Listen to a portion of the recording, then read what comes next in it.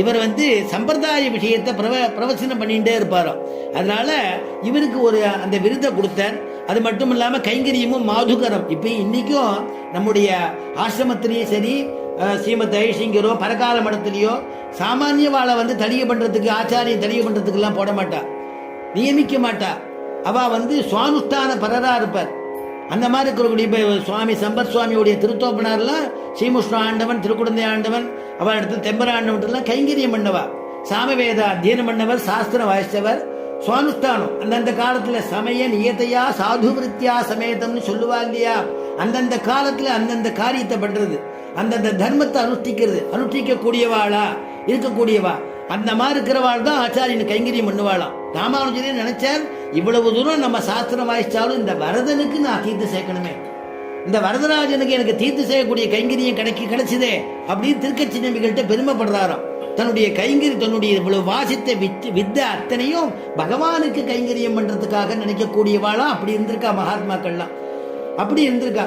அந்த மாதிரி கைங்கரியம் பண்றவா, வேதாத்தியனம் பண்ணவா, அல்லது அருளி செயல் அத்தியனம் பண்ணவா, சாஸ்திரங்கள் வாசிச்சவா, ஆன்மீகம் வாசிச்சவா, அது மட்டும் இல்லாம உபதேசிக்க கூடியவா, மடப்பள்ளியில பண்ணி வச்சுட்டே உபதேசிப்பாளாம், வேதத்தை சொல்லிக் கொடுப்பாளாம், சாஸ்திரார்த்தங்களை சொல்லிக் கொடுப்பாள். ஸ்ரீமத் திருக்குடந்தை ஆண்டவன் சொல்லும் பொழுது மடப்பள்ளியில நின்றுருந்தா கூட, எங்க தீர்த்த கோட்டையில் இருந்தா கூட, யாத்திரை போயிட்டு இருந்தா கூட பக்கத்தில் இருக்கிறவா கேட்டார்னா பகவத்குணத்தை சொல்லிட்டே இருப்பார்.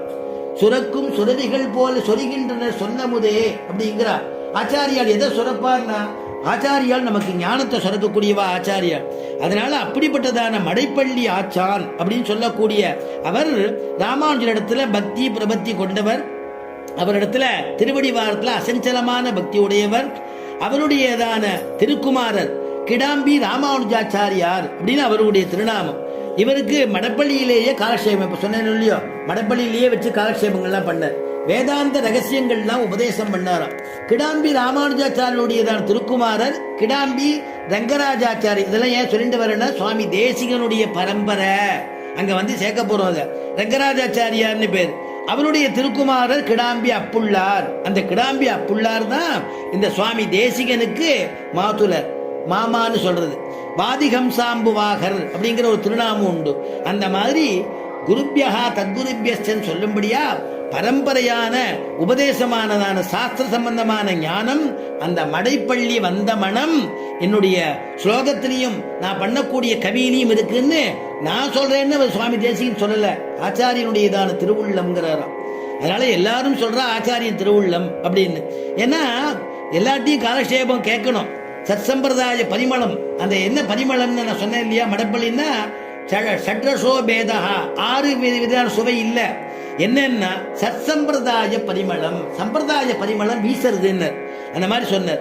யார் இடத்துல நம்ம கேட்கணும்னா, நிறைய பேர் இடத்துல மகான்கள்ட்ட நிறைய விஷயங்கள் கேட்கலாம். காலக்ஷேபம் எல்லா இடத்துலையும் கேட்கலாம்.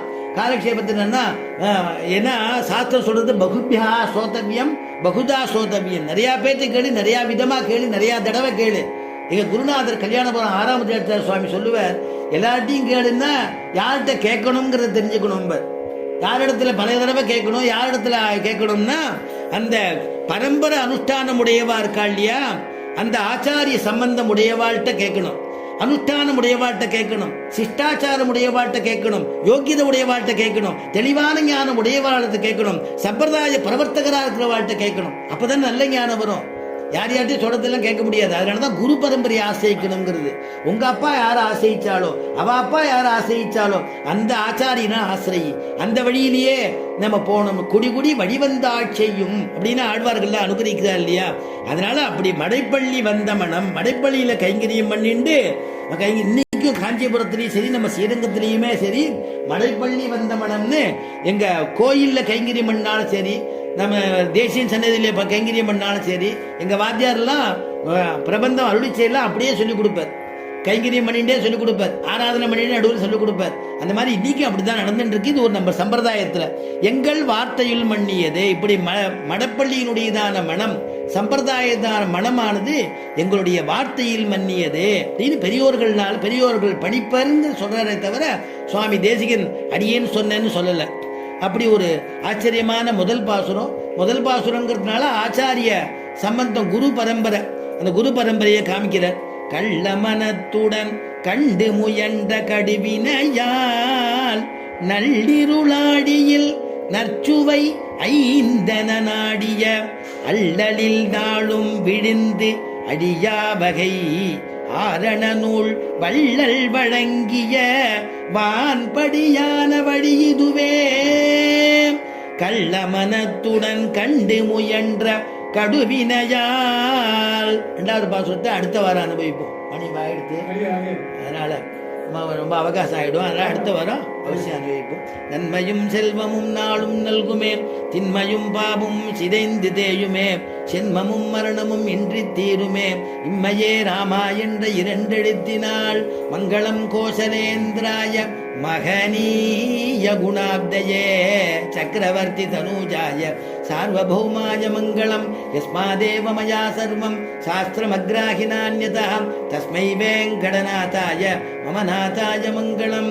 ஸ்வஸ்தி பிரஜாभ्यः परिपालयन्तां न्याय्येन मार्गेण महीम् महीषाः गोब्राह्मणेभ्यः शुभमस्तु नित्यं लोकाः समस्ताः सुखिनो भवन्तु.